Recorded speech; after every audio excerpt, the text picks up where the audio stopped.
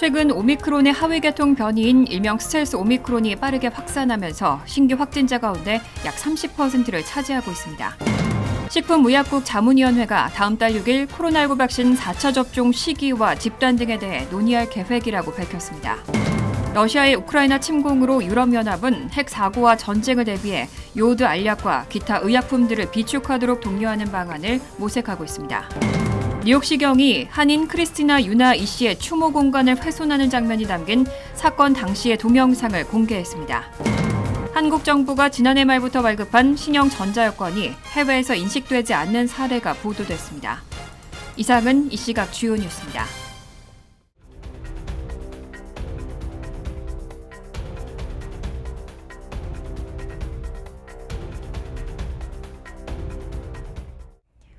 시청자 여러분 안녕하십니까? KBN 뉴스입니다. 오미크론 변이로 인한 코로나19 유행은 1월 초 정점을 찍은 이후 미 전역에서 크게 후퇴했습니다. 그런데 최근에는 오미크론의 하위 계통 변이인 일명 스텔스 오미크론이 빠르게 확산하고 있습니다. 보건당국은 확산 추세를 면밀히 감시하고 있습니다. 지난 19일 뉴욕타임즈는 뉴욕시 보건당국이 오미크론의 하위 변이이자 전염성이 더 강력한 BA.2가 이 도시의 신규 확진자 가운데 약 30%를 차지한다고 밝혔다고 보도했습니다. 오미크론은 지난 겨울 미 전역에서 폭발적인 코로나19의 확산을 이끌면서 한때 비중이 거의 100%에 달했습니다. 그런데 이제는 BA.2, 일명 스텔스 오미크론에 조금씩 잠식당하고 있습니다. 뉴욕시의 신임 보건국장 아슈인 버산 박사는 기자회견에서 뉴욕이 유럽이나 아시아 일부 국가들에서 일어나고 있는 코로나19 유행을 따라가기 직전의 상황인지를 면밀히 감시하고 있다고 말했습니다. 버산 국장은 다만 지역사회 전파는 여전히 낮다며 당장 불안해할 이유는 없다고 강조했습니다. 다만 지난 1월 초 4만여 명으로 정점을 찍은 이후 가파르게 하락하던 신규 확진자 수는 최근 다시 반등하고 있습니다. 지난 17일 기준 뉴욕시의 7일 평균 하루 확진자는 905명으로 700명이 채 안 됐던 2주 전보다 35% 늘었습니다.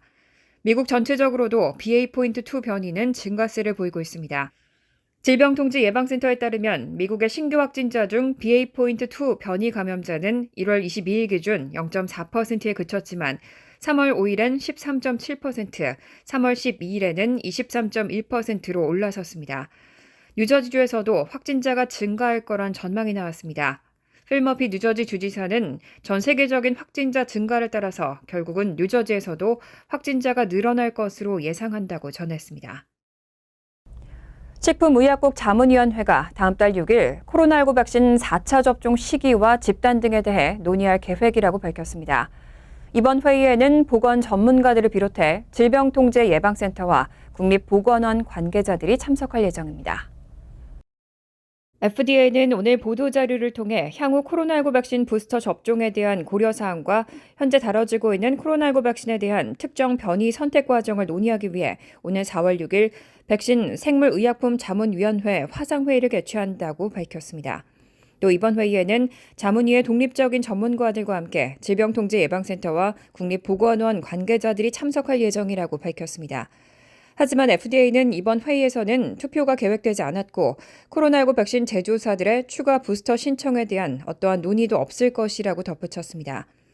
백신 제조사인 화이자와 모더나는 세계 일부 지역에서 코로나 확진 사례가 급증하고 또 다른 팬데믹 가능성에 대한 우려가 고조되자 지난주 65세 이상의 고령자를 대상으로 한 2차 부스터샷의 긴급 사용 승인을 신청했습니다. 백신 생물의약품 자문위원회는 이번 논의에서 특정 변이에 대응하기 위한 코로나19 백신 구성을 업데이트하기 위해 검토해야 할 요인과 향후 몇 달간 부스터샷에 대한 시기 및 집단에 대한 논의에 초점을 맞출 것이라고 밝혔습니다.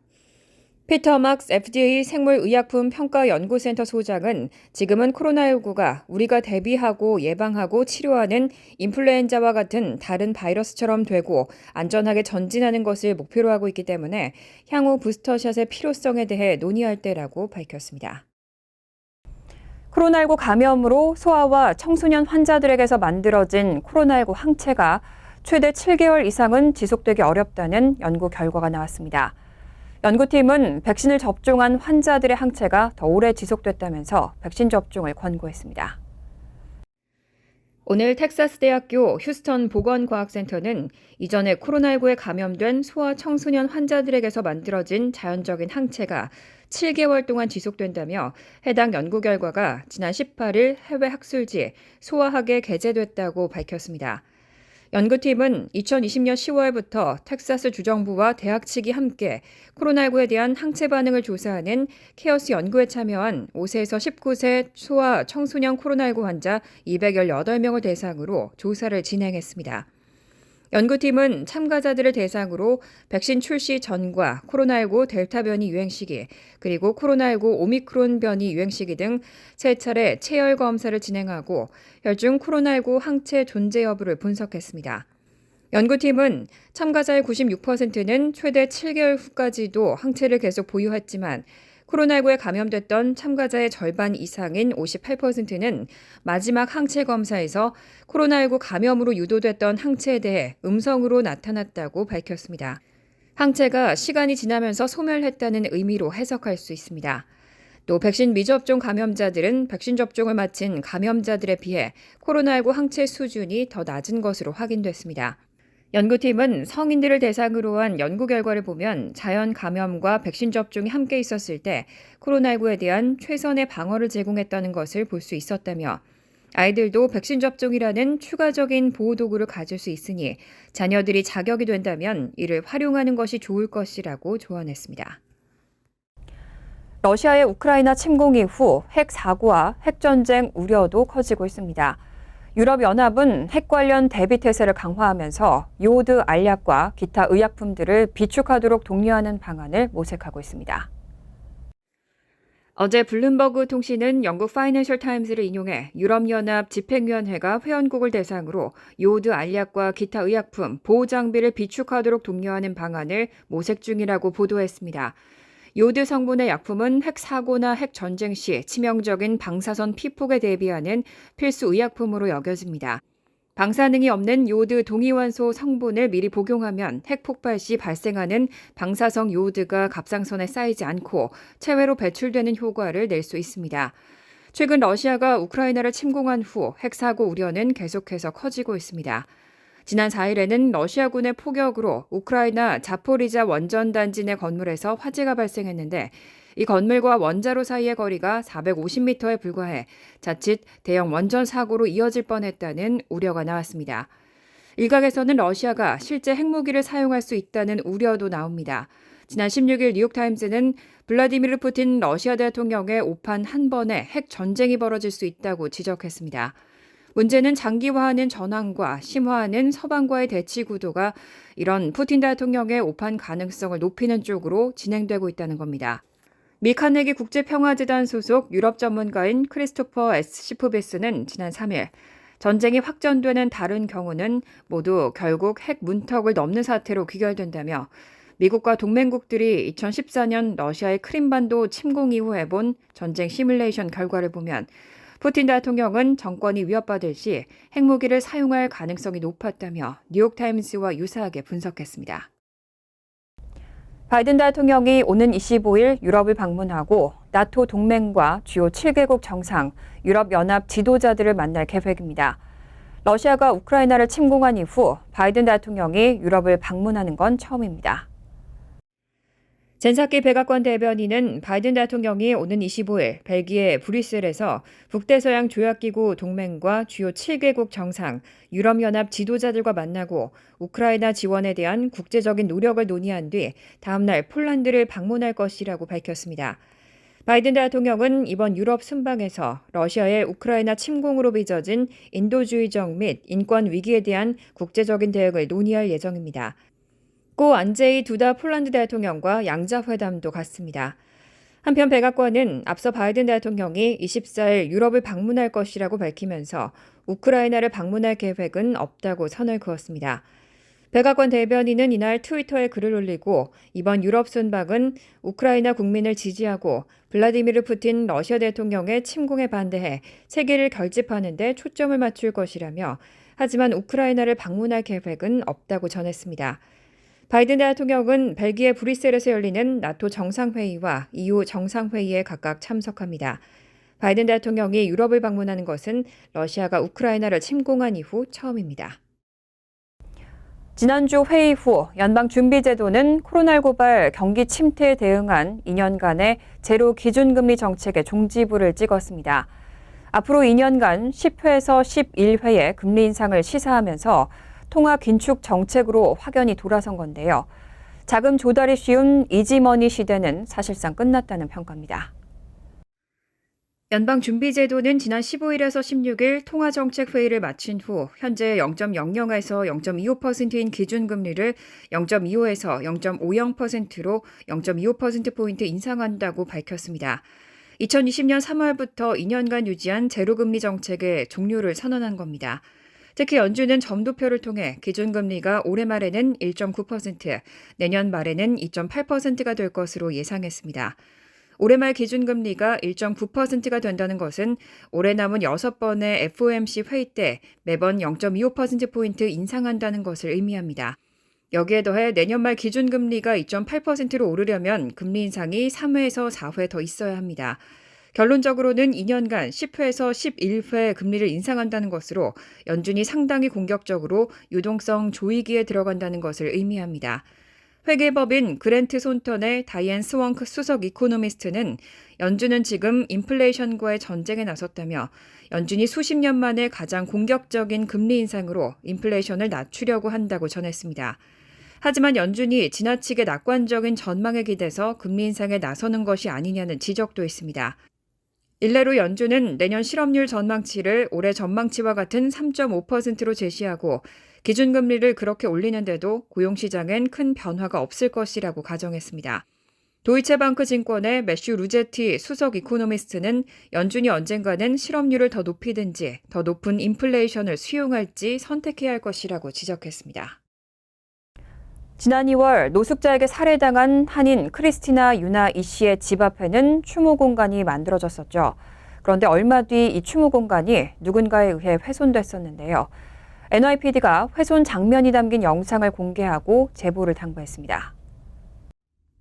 뉴욕시경이 한인 크리스티나 유나 이 씨의 추모 공간을 훼손하는 장면이 담긴 사건 당시의 동영상을 공개하고 시민들에게 용의자 제보를 당부했습니다. 지난 2월 한인 크리스티나 유나 이 씨가 노숙자에 의해 살해당하는 사건이 발생한 후 차이나타운 크리스니 스트릿에 위치한 유나 이 씨 집 앞에는 추모 공간이 만들어졌습니다. 가로수를 중심으로 꽃과 초, 애도의 메시지를 담은 카드와 아시안 혐오 범죄에 반대하는 표지판 등이 배치돼 자연스럽게 추모의 공간이 조성된 겁니다. 그런데 NYPD가 공개한 동영상에는 지난 2월 18일 오전 한 남성이 유나이 씨 추모 공간에 놓여진 촛불과 꽃, 문구가 쓰여진 표지판 등을 발로 걷어차고 뭉개는 등 훼손하는 모습이 담겼습니다. 동영상에 따르면 용의자는 어두운 색상의 재킷과 바지를 착용하고 검정색 백팩과 함께 손에는 쇼핑백을 들고 있습니다. NYPD는 용의자를 받거나 알고 있는 사람에게 범죄 신고 핫라인 800-577-TIPS로 신고할 것을 당부했습니다. 한국 정부는 지난해 말부터 일반 국민들을 대상으로 신형 전자여권을 본격적으로 발급하고 있습니다. 그런데 이 신형 전자여권이 해외에서 인식되지 않는 사례가 보도됐습니다. 외교부가 원인을 파악하고 있습니다. 일부 언론은 지난 17일 미국 내 공항에서 한국의 신형 전자여권이 제대로 인식되지 않아 불편을 겪거나 독일의 한 인터넷 은행에서 구형 전자여권과 신형 전자여권의 달라진 보안 요소 차이를 인지하지 못해 계좌 개설을 못했다는 불편 사례를 보도했습니다. 이런 사례들에 대해 외교부 당국자는 관할 제외 공간을 통해 정확한 사유를 파악 중이라고 밝혔습니다. 일단 현재까지 제기된 불편 사례는 이 2건이고 외교부는 전 제외 공간을 통해 추가 사례가 있는지 파악하고 있습니다. 한국 외교부는 지난해 12월 21일부터 폴리카보네이트 타입의 개인 정보면을 도입한 신형 전자여권을 전면 발급하기 시작했습니다. 신형 여권에 사용된 폴리카보네이트는 내구성과 내충격성, 내열성 등을 갖춘 플라스틱의 일종으로 레이저로 각인을 하면서 보안성을 강화했습니다. 한국 정부는 2020년부터 외교관 여권과 관용 여권을 신형으로 발급해왔고 지난해 말부터는 일반 국민들에게까지 발급 대상을 확대했습니다. 이달 15일까지 약 20만 건의 신형 전자여권이 발급돼 사용되고 있고 외교부 당국자는 대부분은 별다른 문제 없이 출입국 등에 활용되고 있는 것으로 안다고 전했습니다. 뉴저지 한인회가 지난 18일 저녁 회장 이취임식을 개최했습니다. 신임 이창원 회장의 출범을 알리는 자리에는 200여 명이 참석해 취임을 축하했습니다. 뉴저지 한인회는 지난 18일 저녁 뉴저지 더블트리 호텔에서 뉴욕과 뉴저지 주요 한인 단체장들이 참석한 가운데 이 취임식을 개최했습니다. 뉴저지 한인회 제30대 회장에 취임한 이창원 회장은 취임사를 통해 뉴저지 한인회 최초의 한인 2세 회장으로서 한인 사회의 위상을 높이는 데 최선을 다하겠다는 포부를 밝혔습니다. 이제는 세계인의 부러움을 사는 한국인으로서 자부심을 갖고 거룩하고 숭고한 우리 이민 역사를 발판 삼고 일어서 타 민족과 연대해 더 멀리 더 넓게 미국 내 주류 이민 사회로 진출하는 데 보탬이 되도록 최선을 다하겠습니다. 지난 2년 동안 뉴저지 한인회를 이끌어온 손한익 회장은 임사에서 그동안 한인회 활동에 도움을 준 모든 분들에게 감사를 드린다며 앞으로도 뉴저지 한인회가 더 발전할 수 있도록 계속 지원하겠다고 밝혔습니다. 이 취임식에는 정병화 뉴욕 총영사, 찰스윤 뉴욕 한인회장, 앨런 백 뉴저지 주 하원의원 등 200여 명이 참석해 신임 회장의 취임을 축하했습니다. 현대차 그룹이 올해 들어 캐나다 자동차 시장 판매량에서 일본 도요타를 추월했습니다. 현대차 그룹은 2014년 이후 8년 만에 캐나다 시장에서 도요타를 따돌린 건데요. 이 추세가 이어지면 포드, GM과 함께 새로운 3강 체제를 구축할 것으로 보입니다. 어제 오토모티브 뉴스 캐나다에 따르면 현대차 그룹의 완성차 브랜드인 현대차와 기아는 올해 1, 2월에 캐나다 시장에서 24,833대를 판매했습니다. 현대차가 15,932대, 기아가 8,901대로 지난해 같은 기간보다 15.3% 증가한 수치입니다. 캐나다에서 월별 판매 실적을 공개한 6개 완성차 그룹 가운데 성장률이 가장 높은 겁니다. 차종별로는 아반떼 3,028대, 코나 2,894대, 투싼 2,792대, K3 1,893대, 소렌토 1,447대, 소울 1,433대 등입니다. 같은 기간 도요타 그룹은 도요타 2431대, 렉서스 2,594대 등 23,025대를 팔아 지난해 같은 기간보다 9.8% 줄었습니다. 이로써 현대차 그룹은 2014년 이후 8년 만에 캐나다 시장에서 도요타를 따돌렸습니다. 업계는 현대차, 기아가 글로벌 반도체 품귀 현상 속에서도 상대적으로 선방한 것으로 평가하고 있습니다. 특히 현대차 그룹의 선방이 계속 이어지면 그간 포드와 제너럴 모터스, 도요타가 전통적인 3강을 지켜왔던 걸 깨고 새로운 3강 체제를 구축할 전망입니다. 현대차 그룹은 올해 전용 전기차 등 친환경차와 고급 브랜드 제네시스를 앞세워 캐나다 시장을 공략할 계획입니다. 간추린 소식입니다. 백신 접종을 맞은 해외 여행객들은 앞으로 코로나 바이러스 추가 검사 없이 캐나다로 여행을 갈 수 있습니다. 캐나다 정부는 오늘 4월 1일부터 최소 1차와 2차 백신 접종자들에 대해 이런 정책을 시행하고 항공, 육상 또는 해로 등으로 도착하는 모든 방문객들에게 적용된다고 밝혔습니다. 하지만 4월 1일 전에 도착하는 5세 이상 여행자는 캐나다에 도착하기 전 신속 항원 검사 또는 PCR 검사 음성 결과를 제출해야 하고 1차 백신만 맞은 해외 여행자는 4월 1일 이후에도 검사 음성 결과를 제출해야 합니다. 앤드류 쿠오모 전 뉴욕 주지사가 오늘 11월 치러지는 뉴욕 주지사 선거에 출마 가능성을 시사했습니다. 쿠오모 전 주지사는 지난 17일 브롱스의 한 교회에서 연설을 통해 주지사 선거 출마와 관련해 모든 가능성을 검토하고 있다고 밝혔습니다. 한편 쿠오모 전 주지사는 선거 출마를 위해 민주당이 아닌 자신의 새 정당을 창당하는 방안을 검토 중인 것으로 알려졌습니다. 에머슨 칼리지가 지난 9일에서 10일 사이에 뉴욕주 유권자 1,000여 명을 대상으로 실시한 여론조사에서 쿠오모 전 주지사는 33%의 지지율로 캐시 호컬 현 뉴욕 주지사의 37% 지지율에 이어 2위를 차지했습니다. 맨하튼 교통 혼잡료가 내년 말부터 부과될 것으로 보입니다. 메트로폴리탄 교통공사는 지난 16일 열린 뉴욕시 의회 예산 청문회에서 올해 연말까지 연방정부의 최종 승인을 받고 1년간 인프라를 구축한 뒤 2023년 말에는 혼잡 통행료 징수를 시작할 것으로 예상된다고 밝혔습니다. 스티브 베랑 MTA 디렉터는 연방정부가 연내 환경 영향 평가를 승인하게 되면 이후 혼잡 통행료 부과와 관련된 모든 공사를 끝내는데 정확히 310일이 걸릴 것이고 그 이후에는 징수한 통행료가 MTA로 유입되기 시작할 것이라고 밝혔습니다.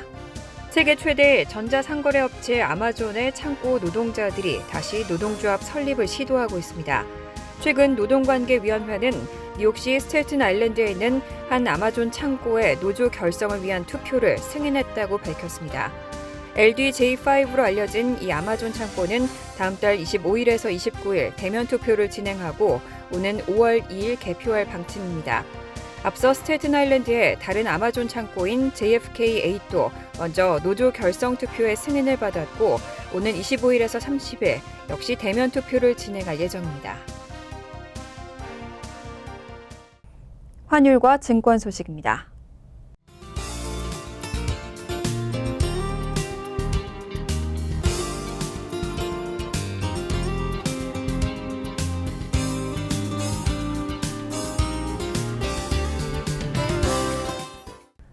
이어서 날씨입니다.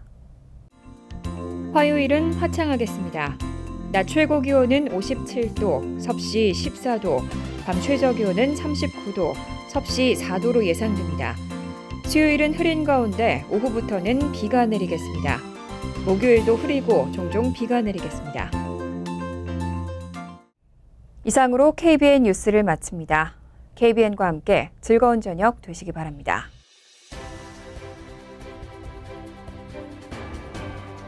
미 동부 최대 한인방송 KBN이 제작하는 KBN 뉴스는 웹사이트 mykbn.com 그리고 유튜브와 페이스북에서 다시 보실 수 있습니다. 좋아요, 구독, 알림 설정은 뉴스 제작에 큰 도움이 됩니다.